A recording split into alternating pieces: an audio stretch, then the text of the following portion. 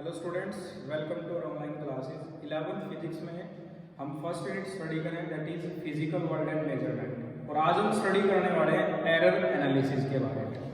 What do you mean by error? The difference between the true value and the measured value of a physical quantity. When we measure a physical quantity, we compare it with standard. यानी कि जब भी बेटा हम किसी quantity को physical quantity को major करते हैं तो उसको किसी ना किसी स्टैंडर्ड से मेजर किया जाता है। तो बेटा जब मेजरमेंट होती है तो एरर क्या है? Error is the uncertainty, imperfection और इनएक्यूरेसी। इसी को हम एरर कहते हैं। होता क्या है कि जब भी हम मेजरमेंट करते हैं तो हमारे पास कोई मेजरिंग इंस्ट्रूमेंट होता है। वो जो मेजरिंग इंस्ट्रूमेंट है वो फिजिक्स के किसी ना किसी कॉन्सेप्ट पर, किसी ना किसी थ्योरी पर काम करता है। और जो एक्सपेरिमेंटर है, यानी कि जो एक्सपेरिमेंट कर रहा है वो भी एरर को प्रोड्यूस कर सकता है। और लास्ट बेटा जो हम फॉर्मूला यूज करते हैं या जो हम बोल सकते हैं जो एक्सटर्नल एजेंसी है उनकी वजह से एरर आता है। पहला हमने बताया कि कोई भी हम मेजरिंग इंस्ट्रूमेंट करेंगे वो किसी न किसी थ्योरी, किसी न किसी कॉन्सेप्ट पर, किसी न किसी फॉर्मूले पर वो काम कर रहा है बेटा। अगर वो फॉर्मूला ही रॉन्ग है हमारा या जो कॉन्सेप्ट है वही रॉन्ग है तो भी एरर आ सकता है। सेकंड बेटा जो एक्सपेरिमेंटर है, जैसे हम बोल सकते हैं पर्सनल कॉज, यानी कि जो अनस्किल्ड पर्सन है उससे मेजरमेंट करे तो भी एरर आ सकता है। और थर्ड है बेटा कि जो हमारे पास जो एक्सटर्नल एजेंसी है, for example weather, temperature, pressure etcetera, इनकी वजह से भी एरर आ सकता है। तो हम एरर को कैसे निकालेंगे बेटा? यानी जब भी किसी फिजिकल क्वांटिटी को मेजर किया जाता है वो ट्रू वैल्यू से डिफर होती है, इट में लेस, इट में मोर। तो जो अब बात आती है बेटा कि किसी फिजिकल क्वांटिटी को एक्यूरेट कैसे मेजर किया जाता है, तो एक्यूरेसी या एक्यूरेट मेजरमेंट कैसे होगा उसे पढ़ने से पहले हमें इस एरर को ही जानना है।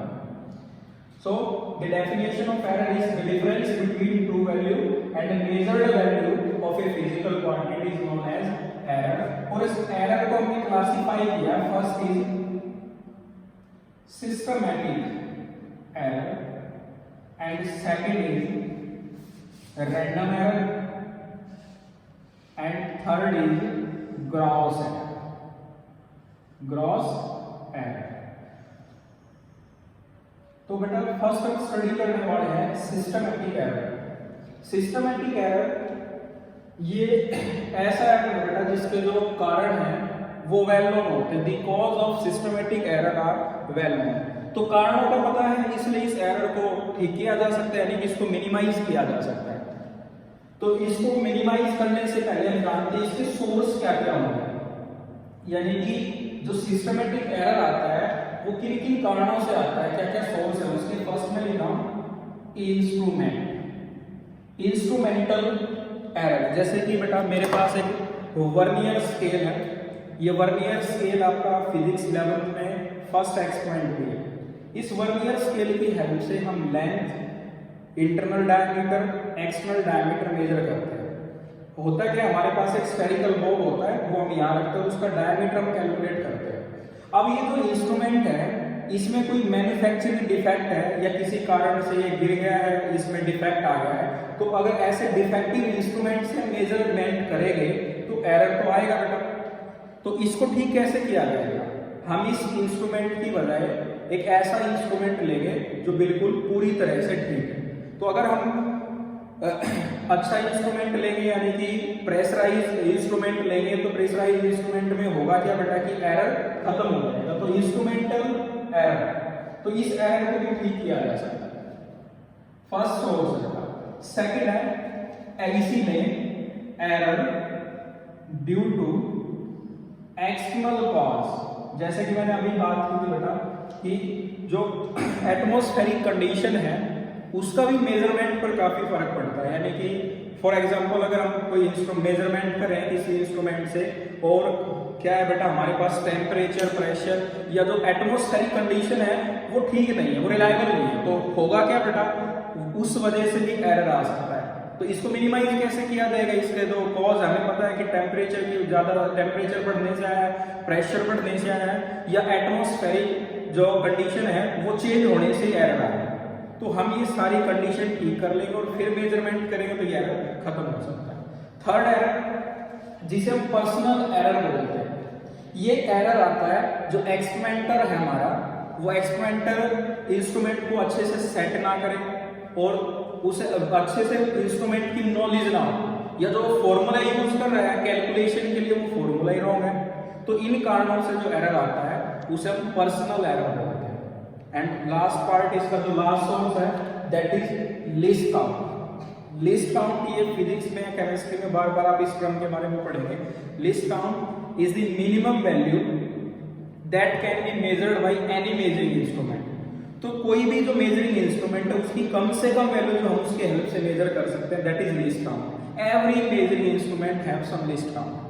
और बेटा लिस्ट काउंट जितना ज्यादा कम होगा उतनी ही वैल्यू हमारी ज्यादा एक्यूरेट आएगी। तो हम लिस्ट काउंट के लिए करेंगे क्या बेटा, जो इंस्ट्रूमेंट जिस इंस्ट्रूमेंट का लिस्ट काउंट सबसे कम अगर हम उससे मेजरमेंट करेंगे तो एरर के चांसेस अपने आप ही कम होंगे।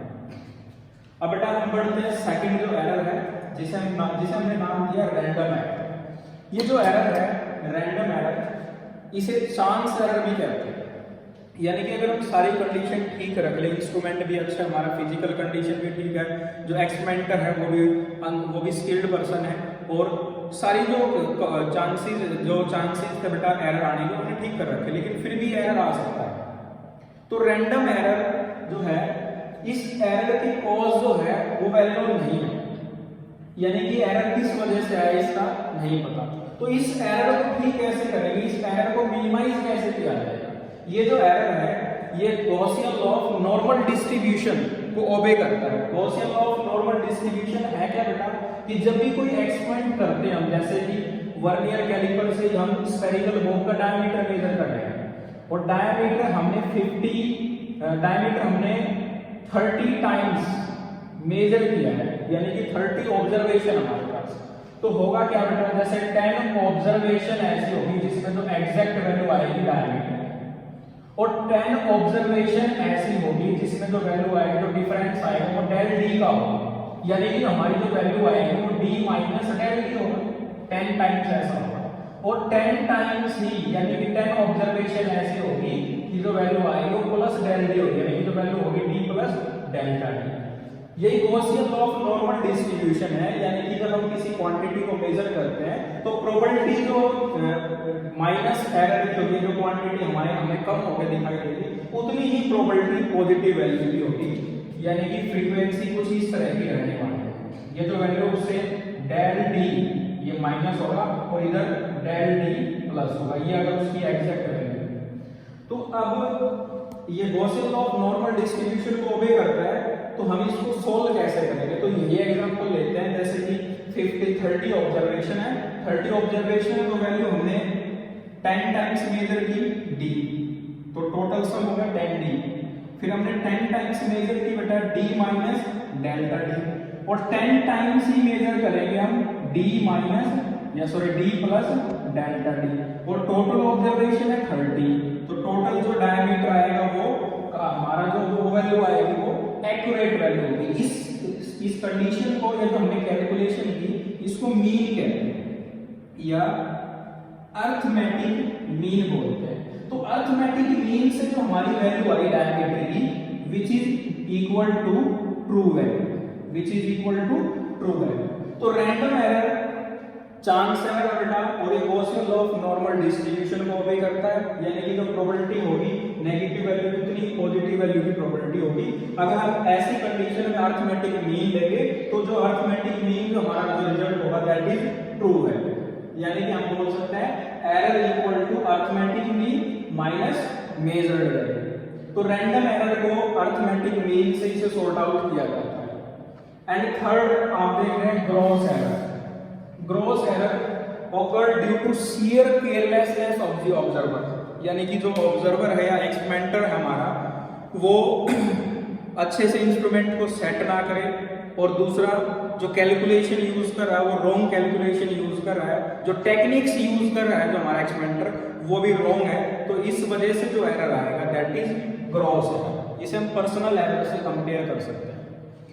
तो ये था बेटा एरर का इंट्रोडक्शन। एक बार आप दोबारा से देख लें कि जो भी कोई भी हम मेजरमेंट के लिए इंस्ट्रूमेंट यूज करते हैं वो किसी ना किसी थ्योरी किसी ना किसी कॉन्सेप्ट या किसी ना किसी रिलेशन पर, किसी ना किसी फॉर्मूला पर काम करता है।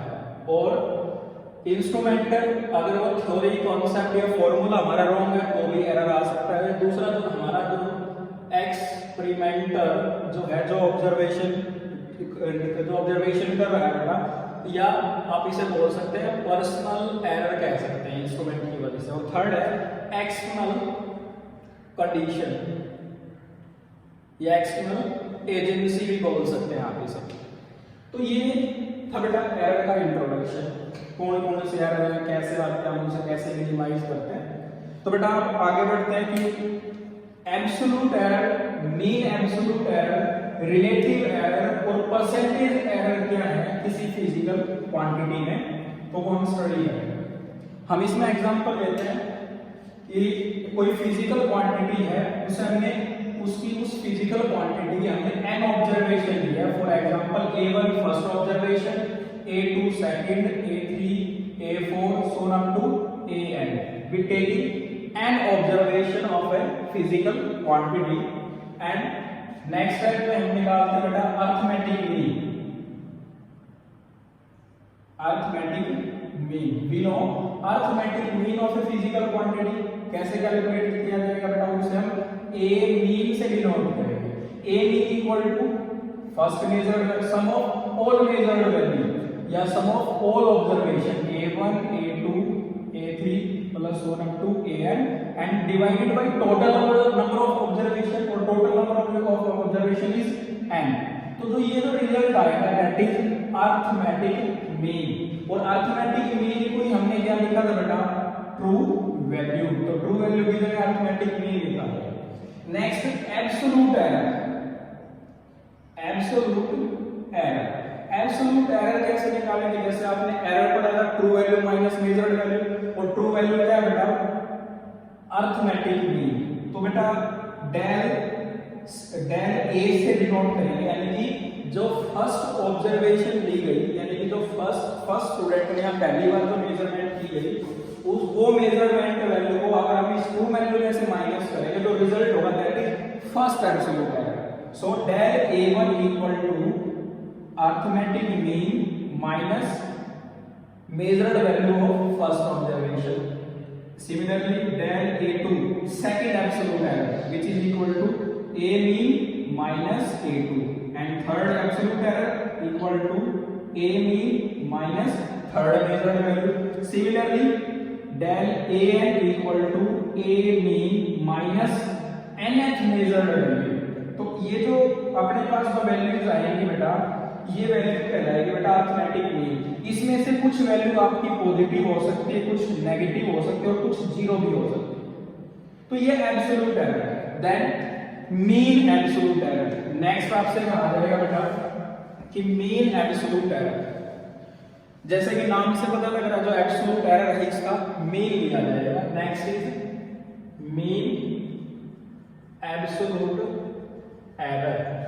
इसे हम डिनोट करेंगे डेल ए मीन, जैसे कि एब्सोल्यूट एरर को डेल A1 से डिनोट किया, इसे डेल ए मीन से डिनोट किया जाएगा, which is equal to positive sum of positive values of absolute error to the total number of observation. यानी कि मीन एब्सोल्यूट एरर निकालने के लिए जो वैल्यू नेगेटिव होगी, पॉजिटिव होगी, यहां सारी वैल्यू पॉजिटिव ही ली जाएगी, यानी कि del A1 plus mod of del A2 plus mod of del A3, similarly plus mode of del AN and divided by total number of observation.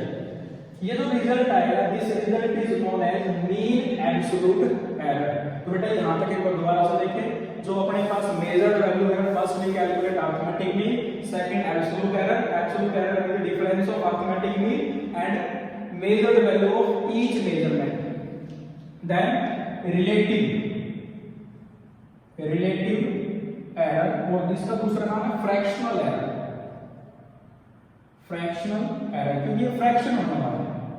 जैसे कि ये डेल ए मीन, ये जो मीन एब्सोल्यूट एरर है वो इस measured value के अंदर है, यानी कि जब इस क्वांटिटी को मेजर किया जा रहा है तो ये मीन एब्सोल्यूट एरर है। सो रिलेटिव एरर और percentage error is a fraction of mean absolute error del A mean divided by arithmetic mean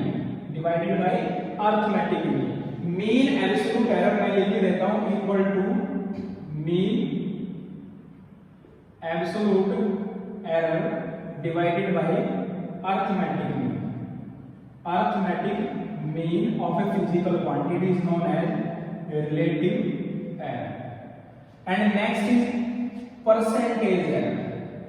percentage error calculate करना काफी इजी है, यानी कि रिलेटिव एरर इनटू 100. जो अपने पास रिलेटिव एरर है उसी को 100 से मल्टीप्लाई करेंगे and we can write del A mean divided by a mean into 100. ऐसे आप परसेंटेज एरर कैलकुलेट कर सकते हैं किसी फिजिकल क्वांटिटी में. और ये तो हमने रिलेशन की मोस्ट इंपोर्टेंट रिलेशन है, कोई ना कोई न्यूमेरिकल्स आपको इन रिलेशन पर मिलेगा. और फाइनल अल्टर जब हम किसी क्वांटिटी को एक्सप्रेस करते हैं तो उस क्वांटिटी को ऐसे लिखा जाएगा बेटा. For example we can calculate diameter of a spherical ball with the help of this vernier caliper. So diameter can be written as 1.51 plus minus 0.03. 1.51 is true value और arithmetic mean इसे हम d mean लिख देंगे. तो diameter को observe किया उसका mean and this relation and this function is relative error. This function is mean absolute error. Or in other words, d equal to 1.51 plus minus 3%. So final result the total value with error is represented in the term of mean absolute error or percentage error. तो बेटा next जो video है उसमें हम एक numerical करेंगे और जो कॉन्सेप्ट मैंने बताया बेटा इस कॉन्सेप्ट को हम नेक्स्ट वीडियो में यानी कि एक न्यूमेरिकल्स के जरिए अंडरस्टैंड करने की कोशिश करेंगे. तो बेटा मिलते हैं नेक्स्ट वीडियो में. Thank you.